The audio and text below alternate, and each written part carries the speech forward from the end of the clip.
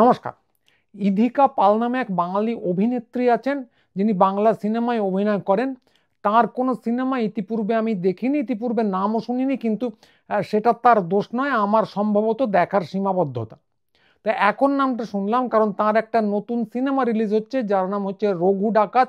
তো সেই নিয়ে তার একটা সাক্ষাৎকারের ধরনের ভিডিও খুব ভাইরাল হয়েছে।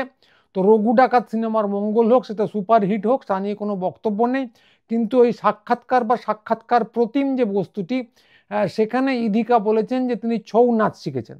তো ছৌ নাচ শেখা নিয়েও আমার কোনো বক্তব্য নেই, সিনেমার জন্য অনেককে অনেক কিছু শিখতে হয়, উত্তম কুমারও নাকি নাচ শিখেছিলেন, তো সে বেশ করেছেন। কিন্তু এই সাক্ষাৎকারে তিনি ছৌকে খুব কায়দা করে বলেছেন ছাও, একবার না বেশ কবার বলেছেন ছাও ড্যান্স, ছাও নৃত্য এসব শিখেছি। তো শুনলে বোঝা যাচ্ছে না যে ছৌ নাচ বলছেন না চাউমিন খেতে বলছেন, দুটোই হচ্ছে ছাও, ছাও খাবো ছাও নাচবো। তো সে বিষয়ে বক্তব্য কেন রাখছি এবং সেই বক্তব্য কি রাখছি সেখানে যাওয়ার আগে উনি ঠিক কি বলেছেন একবার টুক করে শুনে নিন। এটা আমরা ছাউ করেছি, ছাউয়ের একটা ছোট্ট পোর্শন। আর ছাউ খুবই ডিফিকাল্ট একটা বেঙ্গলি ফোক, আর সেখানে না খুব ছোট ছোট মানে ভীষণ মানে পারফেকশন, মানে এইটা যদি একটু এটা একটু হাতটা যদি একটু টিল ডাউন হয়ে যায় তাহলে একটা অন্য স্টেপ হয়ে যাচ্ছে, সেটা তখন আর ছাউ থাকছে না। এবার যেহেতু সেটা আমি মুখে বা আলাদা একটা ট্যাগ লাইন নেই যে এটাই ছাউ, আমাকে পুরোটাই নাচের মাধ্যমে বোঝাতে হবে যেটা যেটা আমি করছি সেই ডান্স ফর্মটার নাম ছাউ। তো সেক্ষেত্রে ওটা খুবই ডিফিকাল্ট ছিল বা খুবই একটু টাফ ছিল আমার কাছে রিহার্সাল দিয়ে বা ওই দ্যাট মুভমেন্ট সেদিন শুটিংয়ের টাইমেও ভীষণই কনসিয়াস থেকে যে না এইটা এরকমই অ্যালাইনমেন্ট থাকতে হবে, এইটাকে এরকমভাবে এই বডি ল্যাঙ্গুয়েজেই করতে হবে। তো এই যেটা বলেছেন সেটা হাস্যকর ঠিকই, কিন্তু এতে কিছুই বলতাম না, এ তো কত লোকেই করে থাকে। এমনকি একটা সাহিত্য সভা, সাহিত্য উৎসব নামক একটা উদ্ভট জিনিস কলকাতায় আজকাল হয় বলে দেখি, সেখানে একজন দেখলাম কালীপ্রসন্ন সিংহ নিয়ে বলতে গিয়ে সম্পূর্ণ ইংরেজিতে কথা বলতে লাগলেন। তো এইসব লোকে করে থাকে, সেটাকেই তারা কেত বলে, দেখে দেখে চোখ পচে গেছে। কিন্তু এক্ষেত্রে কথাটা বলছি কেন, কারণ একটা সাক্ষাৎকারে, ওটার পরে হইচই হবার পর একটা সাক্ষাৎকারে দেখলাম এই ইদিকা বলেছেন যে ছৌকে ইংরেজিতে যা বলে তাই তিনি বলেছেন, অর্থাৎ ছৌকে নাকি ইংরেজিতে ছাও বলে, এবং এর সঙ্গে এটাও যোগ করেছেন যে বাংলার মধ্যে একটু ইংরেজি বলায় দোষের কি আছে। তো এইটা শোনার পর মনে হলো যে এইটার একটু জবাব দেবার দরকার, কারণ একজন জনপ্রিয় অভিনেত্রী এই সমস্ত হাবিজাবি বলবেন, তার একটা সামাজিক প্রভাব আছে। যে ইংরেজিতে ছৌ নাচকে ছাও বলে এবং ইংরেজি কায়দা করে উচ্চারণ করাটা হচ্ছে মোক্ষ, ইত্যাদি যে জিনিসপত্র জনসমাজে বিশেষ করে যুবকদের মধ্যে, যুবক যুবতীদের মধ্যে, কিশোর কিশোরীদের মধ্যে ছড়িয়ে যাচ্ছে, এর একটা সামাজিক প্রভাব আছে, ফলে একটা জবাব দেওয়ার প্রয়োজন আছে। তো প্রথমেই খুব পরিষ্কার করে বলে রাখি, না ছৌকে, ছৌ নাচকে ইংরেজিতে আদৌ ছাও বলে না, এমনকি কায়দা করে ছাও বলে না। এই যে নামগুলো, সেটা ছৌই হোক বা ইধিকা ওনার যার নাম তাই হোক, এগুলোকে ইংরেজিতে বলে প্রপার নাউন। তো বাংলাটা বুঝলে উনি বললে উনি বুঝবেন কিনা জানি না, বাংলায় এগুলোকে বলে নামবাচক বিশেষ্য। এইগুলো ভাষা বিশেষে বদলায় না, ছৌ ছৌই থাকে, ইধিকা ইধিকাই থাকে, এবং কলকাতা কলকাতাই থাকে। কলকাতার ইংরেজি নাম ক্যালকাটা নয়, যে জন্য নামটা বদলাতে হয়েছে বিশেষ উদ্যোগ নিয়ে, কারণ ইংরেজরা কলকাতা বলতে পারতো না, তারা ক্যালকাটা বলতো। সেটা বাংলা ভাষার সমস্যা নয়, জায়গার নামের সমস্যা নয়, সেটা তাদের জীবের সমস্যা। ফলে ছৌকে যদি কেউ ছাও বলেন সেটা তাদের জীবের সমস্যা। তো ইংরেজদের এরকম আরো অনেক কীর্তি আছে। প্রাথমিকভাবে ওরা তো হিন্দু শব্দটাই বলতে পারতো না। যদি ওদের প্রথম দিকের যে সমস্ত তথাকথিত ইতিহাসবিদরা আছেন, যারা ইতিহাসের নামে অনেক কল্পকাহিনী লিখে গেছেন, দেখবেন তারা হিন্দু না বলে স্থানীয় লোকজনকে বলেছে জেন্টু। তো জেন্টু এটার বিপুল প্রয়োগ আছে, হিন্দু কথাটা পরে তারা ব্যবহার করতে শুরু করেছেন জীব ছোলা শেষ হবার পর। তো ওরা যখন প্রথম জেন্টু লিখতে শুরু করেছিলেন এই ইধিকার প্রেসক্রিপশন অনুযায়ী, তখন যদি সবাই মিলে একটু ইংরেজিতে কেত করছি ভেবে জেন্টু বলতে শুরু করতো, তাহলে কিন্তু হিন্দু শব্দটাই উঠে যেত। তো পরম মঙ্গলময়ের কৃপায় সেই চেষ্টা কেউ করেনি, ওনার প্রেসক্রিপশন কেউ শোনেনি, তাই এখনো পর্যন্ত হিন্দু ধর্মই আছে, জেন্টু ধর্ম হয়নি। অবশ্য এখন ওই নাম কতদিন থাকবে জানি না, এখন অবশ্য শুনছি নাম বদলে সনাতন ধর্ম হয়েছে বা হতে চলেছে। তা আরএসএস যে শুধু মোগল সরাইয়ের নাম বদলে দিনদয়াল দয়াল করে দিচ্ছে তা নয়, মানে মুঘলরা শুধু আরএসএস এর দ্বারা আক্রান্ত তা নয়, হিন্দুদের নামও বদলে তারা সনাতন করে দিচ্ছে। ফলে ওই যে স্লোগানটা দেয় হিন্দু খাতরে মে, ওটা দেখা যাচ্ছে যে খুবই সত্য কথা। তবে খাতরাটা কাদের দিক থেকে, আরএসএস এর দিক থেকে না অন্য কোনো দিক থেকে, এটাই হলো প্রশ্ন। যাই হোক, এটা আজকের বিষয় না, আমরা কথা বলছিলাম ইংরেজদের নিয়ে। তো এই যে একটা উদাহরণ দিলাম ক্যালকাটা বা জেন্টু, এই এক আধটা উদাহরণ শুধু না, ইংরেজরা মূলত অনেক কিছুই বলতে পারে না। বাংলা বর্ণমালার অর্ধেকই ওদের জিভে আসে না। তো ওদের বস্তুত জিভ ছোলা দেওয়া উচিত। কি কি আসে না, ধরুন বাংলা বর্ণমালায় যদি ব্যঞ্জন বর্ণ যা আছে বাঁ দিক থেকে ডান দিকে যদি পড়েন, ক খ গ ঘ ঙ, তো এর মধ্যে ক আর খ ওরা আলাদা করতে পারে না, গ আর ঘ ওরা আলাদা করতে পারে না। যদি বলতে বলেন বলবেন, ওরা বলবে খ খ খ ঘ ওয়া, ওটা বাদ দিলাম আমি। তারপর চ ছ জ ঝ, ছ ছ য় হা, অর্থাৎ চ চ আর ছ, জ আর জ এর মধ্যে তফাৎ করতে পারে না। আর ট ঠ ড একই ব্যাপার, ঠা ঠা ডা ঢা ঢা ঢা, এবং ত থ দ তো বলতেই পারে না। আর প ফ ব ভ ম যদি বলেন, ওই প ফ হচ্ছে একই জিনিস, ফ ফ, ব ব হচ্ছে ভ ভ। ভিটা অবশ্যই অনেক ক্ষেত্রে আলাদা বলতে পারে, ফলে ভিটা কিন্তু বাংলা ভ নয়। তো এইটা গেল বাঁ দিক থেকে ডান দিকে। আর যদি উপর থেকে নিচে বলেন, তো আপনারা সবাই জানেন আমরা বলে থাকি কচটত প, খচটত প, গজটত প। তো এর মধ্যে এই যদি কচটত প বলে, তাহলে ওটাকে যদি বলে ওরা, তাহলে বলবে খচটত প, আর মাঝখানে তটা বাদ, খচটত প ফ। আর পরের লাইন যেটা খচটত ফ, সেটা তো বাদই গেল। আবার একইভাবে গজটতব একটা বিকৃত উচ্চারণে হবে, কিন্তু ঘজটতব বাদ। তো এই যে ব্যাপারটা, বাংলা ব্যঞ্জন বর্ণের অর্ধেকই ইংরেজরা বলতে পারে না, পারতো না, এখনো পারে না। তো ফলে যেটা করা উচিত, যে ওদের জিভ ছোলা দেওয়া উচিত। ওরা কি পারে কি পারে না সেই অনুযায়ী আমাদের কথা বলার কথা না। আমাদের যদি ইংরেজদের উপকার করার প্রচণ্ড ইচ্ছে থাকে, খুব তাগিদ থাকে, অন্তর থেকে বোধ করি, তাহলে ওদেরকে আমরা প্রচুর পরিমাণে জিভ ছোলা কিনে উপহার দেব। তো সেই উপকার করার ইচ্ছা অনেকে নাই থাকতে পারে, ফলে ও নাই দিতে পারেন। পরোপকার করার কোনো প্রয়োজন নেই, ফলে আমি কোনো দোষ দেবো না না করলে। কিন্তু বাংলা বলতে গিয়ে ওই যাদের আসলে জীব চলা দরকার, তাদের উচ্চারণ বিধি, অর্থাৎ ইংরেজি উচ্চারণ বিধি অনুসরণ করে আপনি বাংলা বলছেন, প্রপার নাউন নামবাচক বিশেষ্য বলছেন, শুনলে গোটা ইংরেজ জাতি শুধু নয়, রানী এলিজাবেথের ঘোড়ারাও কিন্তু হাসবে। তো এইটা গেল ব্যঞ্জন বর্ণের হিসেব। এরপর আসছে হচ্ছে স্বরবর্ণ। তো স্বরবর্ণের হিসেবটা আবার ওরকম অন্যরকম, অ আ ই ই উ উ এসব আছে আমাদের। তো ইংরেজদের বা আমেরিকানদের উচ্চারণের কিন্তু ধরনের তফাৎ আছে। তো একটা ব্যাপার এক সেটা আমি প্রথমে বলে নিই, সেটা হচ্ছে অ আ আলাদা কিছু নেই, ওরা বলে আ। তো এই একটা ই আছে, আপনারা জানেন, এই আই ও ইউ, ই উচ্চারণ যদি করেন আপনি, ওটা কিন্তু এ নয়, ওটা হচ্ছে এ। একইভাবে উ উচ্চারণটা হচ্ছে অ, ও উচ্চারণটা হচ্ছে অ। তো এইটা গেল সাধারণ, ওটা ঠিক আমাদের মতো অ আ স্পষ্ট বলতে পারে না, ওখানে একটু টান টেরা বেঁকা ভাব আছে। তো শুদ্ধ অশুদ্ধের কথা হচ্ছে না, আমাদের জিনিসপত্রগুলো অনেক বেশি পরিষ্কার। তো এই আবার যে স্বরবর্ণ আছে, এই আবার এক একটা ইংরেজি ভাষী জাতি এক এক রকম করে উচ্চারণ করে। বিশুদ্ধ ইংরেজি উচ্চারণ বলে কিছু হয় না। যেমন ধরুন অস্ট্রেলিয়ানরা একটা শব্দ মেট যদি বলেন, আমরা যেটাকে মেট বলি, ওরা বলবে মাইট। অনেক সময় বলে হে মাইট, আপনি বুঝতেই পারবেন না কাকে ডাকা হচ্ছে। মানে ওরা বলছে যে বন্ধু, হে বন্ধু কোথায়, মানে ডিউড মেট। ওরা বেশি উচ্চারণ করে মেট, বেশি ব্যবহার করে। আর ডিউড কথাটা আমেরিকায় বেশি ব্যবহার করা হয়। তারা বলবে হেই মাইট। সেটা যদি আপনি আবার আমেরিকায় নিয়ে আসেন, আমেরিকাতে সেটাকে বলা হবে হে মেট, মাইট, মাইট আর মেট। আর যদি ব্রিটিশরা বলেন, তারা মাঝামাঝি জায়গায় এসে বলবে মাইট, মাইট।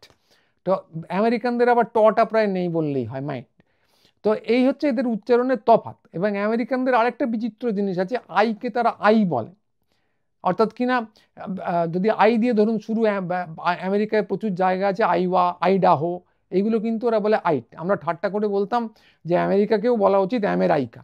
তো আমেরাইকাতে যে ওরা বলেন না, এটা ব্যতিক্রম, কিন্তু মূলত এটা আইগুলো আমেরিকান উচ্চারণে আই হয়ে যায়, যেটা অন্যত্র আপনি শুনতে পাবেন না। তো ওই যদি হিসেবে কথা বলতে হয়, আমেরিকান উচ্চারণ কোন, ব্রিটিশ না অস্ট্রেলিয়ান, আমি আবার বলতাম অস্ট্রেলাইয়ান, কারণ যেহেতু ওদের আইগুলো আবার মাইট টাইপের হয়ে যায়। তো কথা হচ্ছে যে ওই নামে যদি ওই কোন উচ্চারণটা আপনি অনুসরণ করবেন বলা খুব কঠিন, অস্ট্রেলিয়ান, ব্রিটিশ না আমেরিকান। যদি আমেরিকান করেন, তাহলে এই ইদিকা পালের নাম হয়ে যাবে আইডাইকা ফাউল। তো শুনলে মনে, আরেকবার শুনুন, আইডাইকা ফাউল। তো শুনলে মনে হয় যে রাধাকৃষ্ণ বাউলের ছোট বোন টাইপের।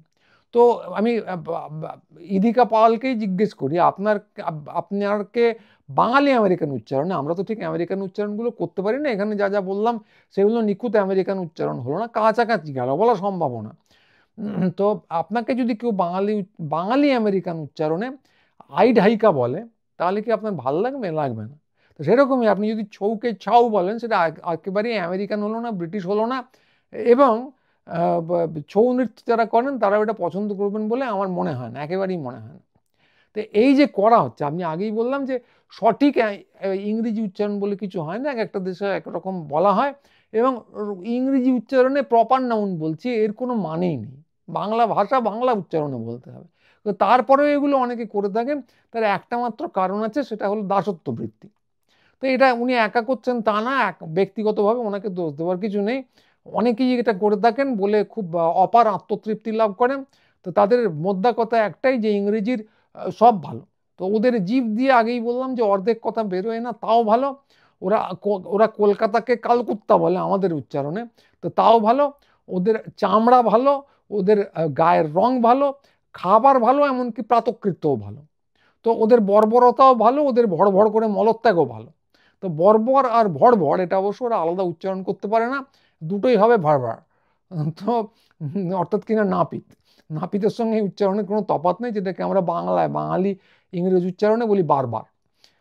তো এই যে আমাদের মধ্যে, আমি যেরকম বাঙালি উচ্চারণে খানিকটা আমেরিকান বললাম, আমাদের মধ্যে আধা ইংরেজ হাফ আমেরিকান কিছু ব্যান্ড গায়ক ও ব্যান্ড গায়িকাও আছেন, যাদের দেখে এই যে ইংরেজির সব ভালোই ব্যাপারটা খানিকটা টের পাওয়া যায়। একা যে ইদিকা এরকম তা না। তো তারাও এই যে আমেরিকান বা ব্রিটিশরা যেগুলো উচ্চারণ করতে পারেন না, সেগুলো পারেন না, বিশেষ করে রটা ওরা উচ্চারণই করতে পারেন না।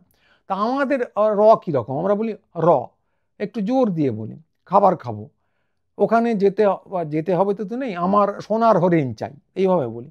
তো এই কথাটা আমার সোনার হরিণ চাই, ওদের যদি বলা হয়, ওরা বলবেন আমার সোনার হরিণ চাই। তো ঠিক যেন একজন বিকৃত উচ্চারণে একজন নীলকর সাহেব মনে হবে বাংলা বলছেন। নীলকর সাহেবরা বহুদিন নেই, তো তারা এই উচ্চারণটা এসে এই উচ্চারণটা করে দিয়ে যাচ্ছেন মনে হচ্ছে। রক গানের সঙ্গে এই উচ্চারণের সম্পর্ক কি কেউ জানে না। তো অনেকেই রক গান গায়, যেমন ধরুন ফরাসিরা ব্যান্ড সঙ্গীত করে থাকে, তো তারা তো রকে আরও উদ্ভট উচ্চারণ করে। যদি খাঁটি ফরাসি উচ্চারণে প্যারিস শহরের কথা, যেটাকে অনেকে আবার পারি বলেন, সেটা যদি শুনে থাকেন, তো মনে হবে ওরা বলছে পাখি পাখি, এরকম একটা আমি করতে পারলাম না, উচ্চারণে বলে, সেটা শুনে মনে হবে পাখি। আর উল্টো দিকে স্প্যানিশ যারা আছে, স্পেনের লোকজন, ওরা আবার রটাকে জোর দিয়ে বলে আমাদের থেকেও বেশি। কীরকম ইম্পর্তান্তে, প্রেসিডেন্তে, এটা একটু বেশি ট্রিল করে বলে।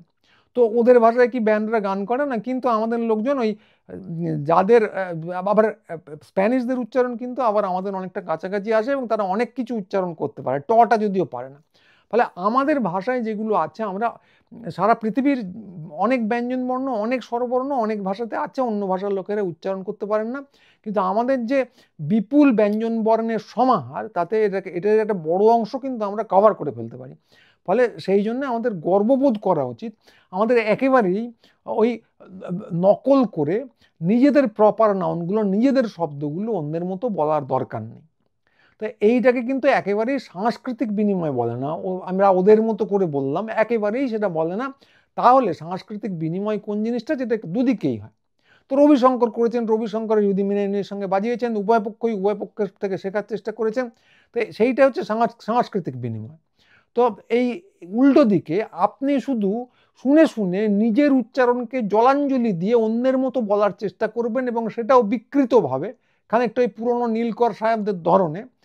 এইটা হচ্ছে অন্ধ আনুগত্য, এতে কাজের কিছু হয় না। কারণ আজ পর্যন্ত কাউকে শুনিনি আমাকে ধরে যে আমেরিকান বা ব্রিটিশ উচ্চারণ নিখুঁতভাবে করতে পেরেছেন বাঙালি, ভেতো বাঙালি যারা, তারা বিদেশে গিয়ে বা শিখে করতে পেরেছেন বলে আজ অবধি শুনিনি। হ্যাঁ, আমি গায়ত্রী চক্রবর্তী স্পিভাককে তার বক্তব্য শুনেছি, সেটা ধরেই বলছি উনি ব্যতিক্রম। উনি প্রায় পুরোটাই পারেন, কিন্তু ওরকম এক আধজনই হয়, কিন্তু উনিও পুরোটা পারেননি। একটা বক্তৃতায় বলেছিলেন যে মাতৃভাষা একটা অন্য ব্যাপার।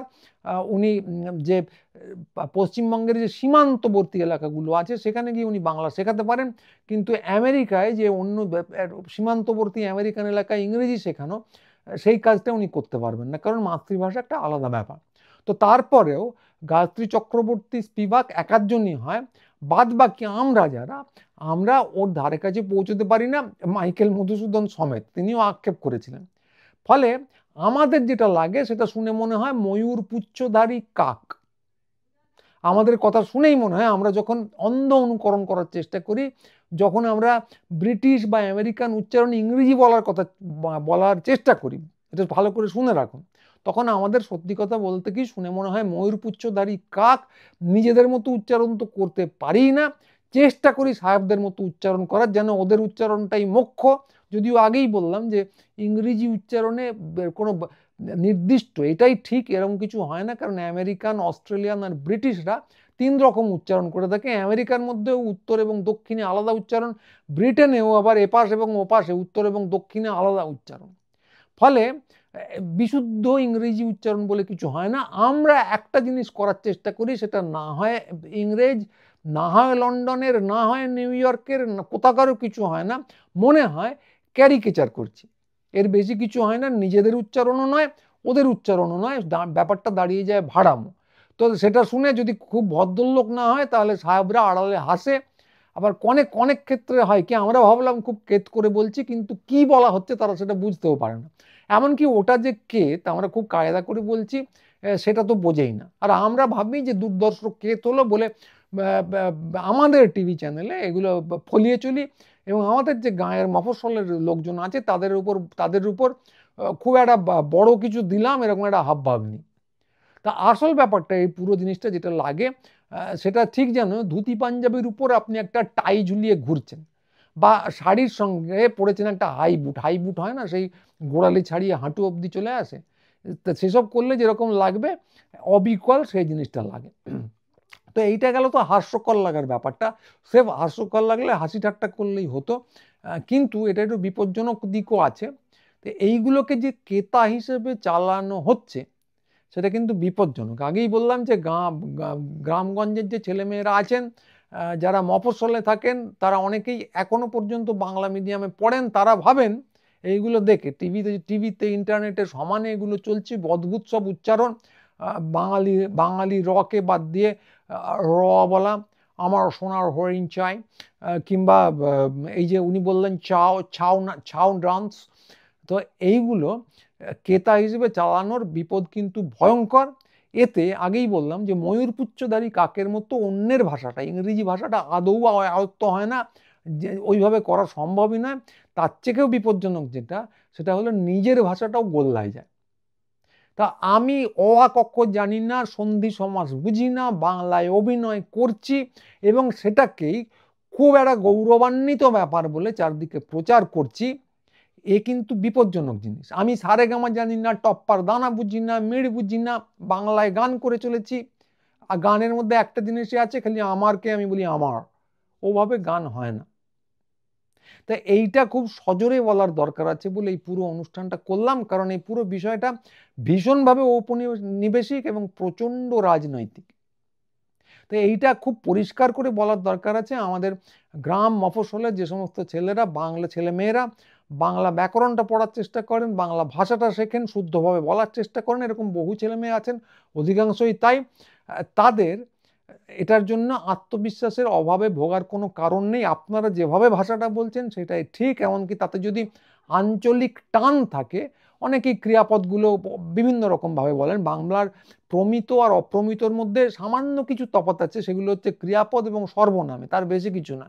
ফলে আপনারা যদি টানেও কথা বলেন এবং বাংলা ব্যাকরণটা যদি ঠিকঠাকভাবে শেখেন, সন্ধি সমাস যদি শেখেন, যেটা করছেন একদম ঠিক। উল্টো দিকে এইখানে টিভিতে যে চচ্চড়িগুলো খাওয়ানোর চেষ্টা করা হচ্ছে আমাদের, টিভি বা সিনেমায় যেগুলো দেখি তাতে তো ওরা একটা বাক্য, শুদ্ধ বাক্য বাংলায় বলতে পারেন না, অথচ কেউ কেউ নাকি বিরাট মাপের অভিনেতা, বিরাট বড় বুদ্ধিজীবী, একটা বাক্য শুদ্ধ বাংলায় বলার ক্ষমতা রাখেন না। ওরা বুদ্ধিজীবী নন। আপনারা যা করছেন ঠিকই, আমাদের একসময় যারা বুদ্ধিজীবী ছিলেন, ধরুন অশোক মিত্রর কথাই যদি বলি, তিনি গড়গড়িয়ে ইংরেজি বলতে পারতেন, বিদেশে প্রচুর চাকরি বাকরি করেছেন, এবং বাংলা যখন বলতেন সেটা একদম বিশুদ্ধ বাংলা বলতেন, প্রায় একটু ইংরেজি শব্দ থাকতো না। তো ওইটা হচ্ছে প্রকৃত বাংলা। ফলে আপনি যদি এই বাংলাটা অভ্যাস করেন সেটাই ঠিক, 1 নম্বর। আর দ্বিতীয় যে কথাটা, ইধিকা পাল, তাকে আমি চিনি না, তার সিনেমা, তিনি বাংলায় সিনেমা করছেন, তার সিনেমা রঘু ডাকাত, দেবতাতে অভিনয় করছেন, এটার সাফল্যমণ্ডিত হোক। কিন্তু একই সঙ্গে আপনি যদি কোনো কারণে, শোনার কোনো কারণ নেই, যদি এই ভিডিওটা শুনে থাকেন, একটি ব্যাপার, বাংলায় যখন অভিনয় করছেন বাংলায় একটু পড়াশুনোটা করে নিন, বাংলা ভাষাটা বলতে শিখুন। একজন শিল্পীকে শিল্পী হয়ে উঠতে গেলে কেবলমাত্র কায়দা করলে চলে না। ওই যে প্রথমেই বললাম, উত্তম কুমারকে নাচ শিখতে হয়েছিল, শুধু নাচ নয়, একজন শিল্পীকে কিছু কিছু পরিমাণে, আপনি যদি অভিনয় করেন, একজন শিল্পীকে সাহিত্য জানতে হবে, কবিতা জানতে হবে, পুরোটা নয়, কিছু পরিমাণে কথা বলার মতো, বোঝার মতো জায়গায় পৌঁছতে হবে, গান জানতে হবে, নাচ জানতে হবে, অনেকটা করে, নইলে শিল্পী হওয়া যায় না। রাজনীতি তো জানতেই হবে। একইভাবে আমরা যারা লেখালেখি করি, শুধু অভিনয় না, তাদেরও কিন্তু অনেক কিছু জানতে হয়, এর বাইরেও অনেক কিছু জানতে হয়, লম্বা ইতিহাস জানতে যা হয়। হঠাৎ করে কেউ বললে এপিজেনেটিক্স ব্যাপারটা কি, তো সে নিয়ে কথা বলতে হয়, যদিও আমি এপিজেনেটিক্স বিশেষজ্ঞ নই, কিন্তু এখন ইন্টারডিসিপ্লিনারি ব্যাপার স্যাপার, এক একটা ডিসিপ্লিন, এক একটা বিষয়ের সঙ্গে আর একটা বিষয় যেভাবে জড়িয়ে আছে, সমস্ত বিষয় সম্পর্কে অল্প বিস্তর কিছু না জানলে কথা বলা, কোনো বিষয়ে নির্দিষ্ট শিল্প সৃষ্টি করা একেবারে অসম্ভব। ফলে যদি কিছু না মনে করেন, এই উপদেশটা দিয়ে রাখি যে বাংলাটা পড়ুন, সন্ধি সমাস অন্তত পড়ুন, রাজনীতি, চারদিকে হালদকিকত এর খবর রাখুন, উপনিবেশ কাকে বলে, ঔপনিবেশিকতা কাকে বলে খোঁজ খবর রাখুন, বাংলা সিনেমা, বাংলা শিল্পের সেটাতেই আখেরে উন্নতি। আমার এবং আপনার বা আপনাদের চাওয়ায় কোনো আলাদা কিছু নেই, দুটোই এক। আমরা বাংলা সিনেমার উন্নতি চাই, বাংলা সংস্কৃতির উন্নতি চাই, কিন্তু সেটা বাংলার উপর ভিত্তি করে, বাংলার মাধ্যমে, বাংলার মধ্যে ইংরেজি গুঁজে দেওয়া, সেটা উচ্চারণেই হোক, শব্দেই হোক, সেটা আমরা চাই না। তো আজকে এইটুকুই, একটু বেশি লম্বা হয়ে গেল। যারা শুনলেন সবাইকে ধন্যবাদ। পরের ভিডিও নিয়ে খুব তাড়াতাড়ি আবার আসবো। সবাই ভালো থাকবেন। কালকে করতে পারবো কিনা ভিডিও জানি না, যদি করতে না পারি তাহলে পরশু আসবে। নিয়মিতভাবেই করার চেষ্টা করছি, কিন্তু রোজ হবে কিনা জানি না। তো যাই হোক, নিয়মিতভাবেই করব। তো সবাই ভালো থাকবেন। আজকে এইটুকুই, নমস্কার।